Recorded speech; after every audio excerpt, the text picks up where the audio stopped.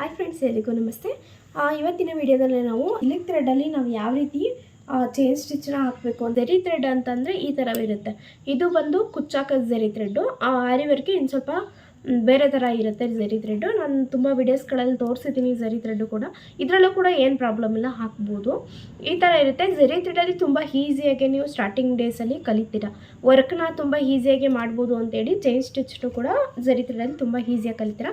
ಅದು ಬಂದು ಸಿಲ್ಕ್ ಥ್ರೆಡಲ್ಲಿ ನಾವು ನಿಮಗೆ ಕಲಿಟಿ ಅಂದಾಗ ತುಂಬಾ ಕಷ್ಟ ಆಗುತ್ತೆ. ಯಾಕೆ ಅಂದರೆ ನಾವು ಝರಿ ಥ್ರೆಡನ್ನು ಒಂದೇ ದಾರನ ಬಳಸಿ ನಾವು ಚೈನ್ ಸ್ಟಿಚ್ನ ಹಾಕ್ತೀವಿ. ಈ ಥ್ರೆಡಲ್ಲಿ ಬಂದು 2 ದಾರನ ಅಥವಾ 3 ದಾರನ ತಗೊಂಡು ನಾವು ವರ್ಕ್ನ ಮಾಡ್ಬೋದು. ಸ್ಟಾರ್ಟಿಂಗಲ್ಲಿ ನೀವು ಕಲಿಬೇಕಾದ್ರೆ 2 ಥ್ರೆಡ್ ತೊಗೊಳ್ಳಿ ಸಾಕಾಗುತ್ತೆ.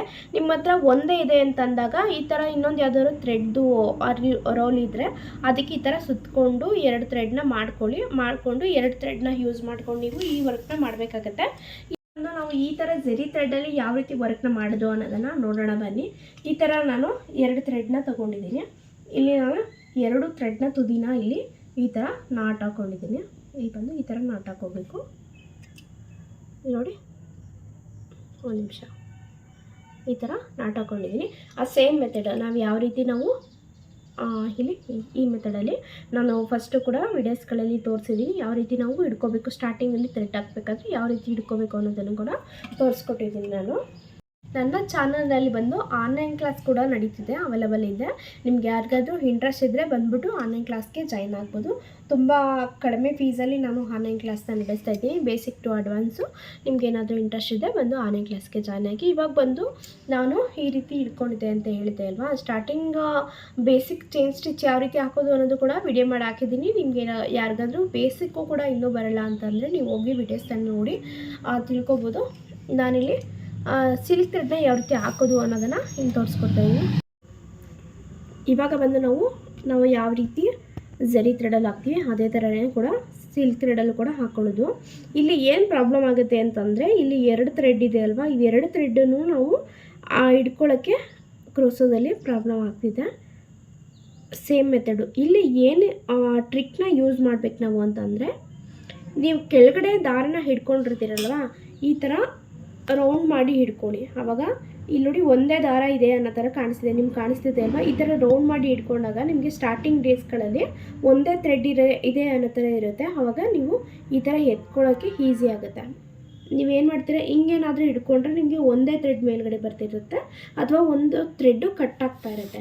ಆಮೇಲೆ ಇನ್ನೊಂದು ಏನಪ್ಪ ಅಂದರೆ, ನಾವು ದಾರನ ಆದಷ್ಟು ಲೂಸಾಗಿ ಇಟ್ಕೊಂಡಿರ್ಬೇಕು. ನಾವು ತುಂಬ ಟೈಟಾಗಿ ಎಳ್ಕೊಂಡ್ರೆ ದಾರ ಕಟ್ಟಾಗೋ ಚಾನ್ಸಸ್ ಇರುತ್ತೆ. ಹಾಗಾಗಿ ಆದಷ್ಟು ಸ್ವಲ್ಪ ಫ್ರೀ ಬಿಟ್ಕೊಂಡು ದಾರನ ಮೇಲ್ಗಡೆ ನೀಡಲ್ಲೂ ಅಷ್ಟೇ ತುಂಬ ಲೈಟ್ ಹ್ಯಾಂಡಲ್ಲಿ ದಾರನ ಎತ್ಕೋಬೇಕು. ನೋಡಿ, ತುಂಬ ಲೈಟ್ ಹ್ಯಾಂಡ್ ಹಾಕಿ ತುಂಬ ಪ್ರೆಸರೆಲ್ಲ ಹಾಕಬಾರ್ದು. ತುಂಬ ಲೈಟ್ ಹ್ಯಾಂಡಲ್ಲಿ ದಾರ ಎತ್ಕೊಂಡ್ರೆ 2 ಥ್ರೆಡ್ ಕೂಡ ಈಸಿಯಾಗಿ ಮೇಲೆ ಬರುತ್ತೆ. ನೀವು ನಿಧಾನ ಆದರೂ ಚಿಂತೆ ಇಲ್ಲ, ಸ್ವಲ್ಪ ನಿಧಾನಕ್ಕೆ ಕಲೀರಿ. ನೋಡಿ ಈ ಥರ ಇಲ್ಲಿ ನಿಮ್ಗೆ ಕೆಳಗಡೆ ದಾರ ಹೋದಾಗ ನಾನು ಸುತ್ಕೊಳ್ಳೋ ಮೆಥಡ್ ಎಲ್ಲ ಯಾವ ರೀತಿ ಅನ್ನೋದನ್ನು ಹಿಂದಿನ ವಿಡಿಯೋಗಳಲ್ಲಿ ನಾನು ತೋರಿಸ್ಕೊಟ್ಟಿದ್ದೀನಿ. ಈ ಥರ ಕೆಳಗಡೆ ದಾರ ಹೋದಾಗ ಈ ಥರ ಸುತ್ಕೋಬೇಕಾಗುತ್ತೆ. ಈ ಥರ ನೀಡಲ್ಲ ಎತ್ಕೋಬೇಕಾಗುತ್ತೆ. ನೀಡಲಲ್ಲಿ ತುಂಬ ಈಸಿ ಇದೆ ಇದು ಕೂಡ. ಅದೇ ತುಂಬ ಜನಕ್ಕೆ ಟಫ್ ಅನಿಸುತ್ತೆ ಇದು, ಯಾಕಂದರೆ ಅದು ಸ್ವಲ್ಪ ಗಟ್ಟಿ ಇರುತ್ತೆ ದಾರ, ಪದೇ ಪದೇ ಕಟ್ಟಾಗೋದಿಲ್ಲ, ಈಸಿಯಾಗಿ ಹಾಕ್ಬಿಡ್ತಾರೆ. ಆದರೆ ಇದು ದಾರ ಪದೇ ಪದೇ ಕಟ್ಟಾಗ್ತಿರುತ್ತೆ. ಹಂಗಾಗಿ ಮ್ಯಾಮ್ ಇದು ತುಂಬ ಕಷ್ಟ ಅಂತ ಹೇಳ್ತಿರ್ತಾರೆ. ಇದು ಪ್ರಾಕ್ಟೀಸ್ ಮಾಡಿದ್ರೆ ಇದರಷ್ಟು ಈಸಿ ಯಾವುದೂ ಇಲ್ಲ, ಅದು ಕೂಡ ಟಫ್ ಅನಿಸುತ್ತೆ ಇದನ್ನು ಪ್ರಾಕ್ಟೀಸ್ ಮಾಡಿದಾಗ. ನೋಡಿ, ಲೈಟ್ ಹ್ಯಾಂಡಲ್ಲಿ ನೀವು ದಾರನ ಮೇಲ್ಗಡೆ ಎತ್ಕೊಳ್ಳಿ. 2 ದಾರನೂ ಕೂಡ ಈಸಿಯಾಗಿ ಬರುತ್ತೆ. ಆದಷ್ಟು ಚಿಕ್ಕದಾಗಿ ನೀವು ಹಾಕೋಕ್ಕೆ ಟ್ರೈ ಮಾಡಿ ನಾಟ್ನ. ಯಾಕಂದರೆ ಬ್ಲೌಸ್ಗೆಲ್ಲ ಹಾಕಬೇಕಾದ್ರೆ ನಾವು ತುಂಬ ಚಿಕ್ಕದಾಗೆ ಚೈನ್ ಸ್ಟಿಚ್ನ ಹಾಕಿರ್ತೀವಿ. ಹಾಗಾಗಿ ಆದಷ್ಟು ಪ್ರಾಕ್ಟೀಸ್ ಮಾಡಬೇಕಾದ್ರೆ ನಾವು ಚೆನ್ನಾಗಿ ಪ್ರಾಕ್ಟೀಸ್ ಮಾಡಿಕೊಂಡ್ರೆ ನಮಗೆ ಬ್ಲೌಸ್ ಹಾಕಬೇಕಾದ್ರೆ ಅಷ್ಟು ರಿಸ್ಕ್ ಅನಿಸೋದಿಲ್ಲ. ನೋಡಿ ಈ ಥರ. ಇನ್ನೊಂದು ಏನಪ್ಪ ಅಂದರೆ, ತುಂಬ ಜನ ಹಿಂಗೆ ಬಗ್ಸಿ ಎತ್ತುತ್ತೀರ, ಈ ನೀಡಲ್ ಇರುತ್ತಲ್ಲ ಇದನ್ನು ಈ ಥರ ಬಗ್ಸಿ ಎತ್ತುತ್ತೀರ. ಎತ್ತಬೇಕಾದ್ರೆ ಹಾಕಬೇಕಾದ್ರೆ ಹಿಂಗೆ ಹಾಕಿರ್ತೀರ, ಆದರೆ ಎತ್ತಬೇಕಾದ್ರೆ ಹಿಂಗೆ ಬಗ್ಗಿಸ್ತಿರ್ತೀರ. ಆವಾಗ ಏನಾಗುತ್ತೆ, ಬಟ್ಟೆ ಸಿಗಾಕೊಳ್ಳುತ್ತೆ, ಬಟ್ಟೆ ಕೂಡ ಕಟ್ಟಾಗುತ್ತೆ, ದಾರ ಕೂಡ ಕಟ್ಟಾಗುತ್ತೆ. ಹಾಗಾಗಿ ಈ ಥರ ಬಗ್ಗಿಸ್ಬಾರ್ದು ನೀಡಲ್ಲ. ನಾನು ಹಾಕ್ತಿದ್ದೀನಿ ನೋಡಿ, ಎಲ್ಲೂ ಕೂಡ ನಾನು ನೀಡಲು ಕೆಳಗಡೆ ಇದು ಆಗೋದಿಲ್ಲ. ನೋಡಿ, ಸ್ಟ್ರೈಟಾಗಿ ಇರುತ್ತೆ ನೀಡಲು. ಈ ಥರ ನೀವು ಈ ಥರ ಬಗ್ಸಿ ಎತ್ಕೊಂಡ್ರೆ ಹಿಂದಕ್ಕೂ ಹೋಗುತ್ತೆ, ಇದು ನೀಟಾಗೂ ಕಾಣಿಸಲ್ಲ ವರ್ಕು. ಹಾಗಾಗಿ ನೀವು ಆದಷ್ಟು ಸ್ಟ್ರೈಟಾಗಿ ಇಟ್ಕೊಳ್ಳೋಕೆ ಟ್ರೈ ಮಾಡಿ. ನೀವು ಜ್ಞಾನ ಎಲ್ಲ ನೀಡಲ್ ಮೇಲೆ ಇರಲಿ, ನಾನು ಸ್ಟ್ರೈಟಾಗಿ ನೀಡಲ್ ಹಿಡ್ದಿದ್ದೀನಾ ಅಂತ ಒಂದೊಂದು ಸ್ಟಿಚ್ಗೂ ಕೂಡ ನೋಡ್ಕೋಬೇಕಾಗುತ್ತೆ ನೀವು. ಆ ಥರ ಇದ್ದಾಗ ಮಾತ್ರ ವರ್ಕು ನಿಮಗೆ ಅಭ್ಯಾಸ ಆಗಿಬಿಡುತ್ತೆ ಈ ಥರ ಹಿಡ್ಕೊಂಡು ಮಾಡೋದು.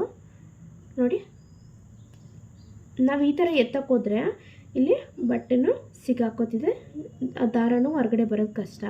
ಹಾಗಾಗಿ ಯಾವಾಗಲೂ ಕೆಳಗಡೆ ಬಗ್ಸಿ ನಾವು ಎತ್ತಬಾರ್ದು. ಸ್ಟ್ರೈಟಾಗಿ ಆದಷ್ಟು ಸ್ಟ್ರೈಟಾಗಿ ಇಟ್ಕೊಂಡೆ ನಾವು ದಾರನ ಹೊರಗಡೆ ತೆಗಿಬೇಕು. ಸ್ವಲ್ಪ ಟರ್ನ್ ಮಾಡಬೇಕು. ಈ ಥರ ಎತ್ತಬೇಕಾದ್ರೆ ಈ ಥರ ಟರ್ನ್ ಮಾಡೋದ್ರಿಂದ ನಮಗೆ ಬಟ್ಟೆ ಎಲ್ಲೂ ಸಿಗಾಕೊಳ್ಳೋದಿಲ್ಲ, ಈಸಿಯಾಗಿ ಥ್ರೆಡ್ ಮೇಲ್ಗಡೆ ಬರುತ್ತೆ.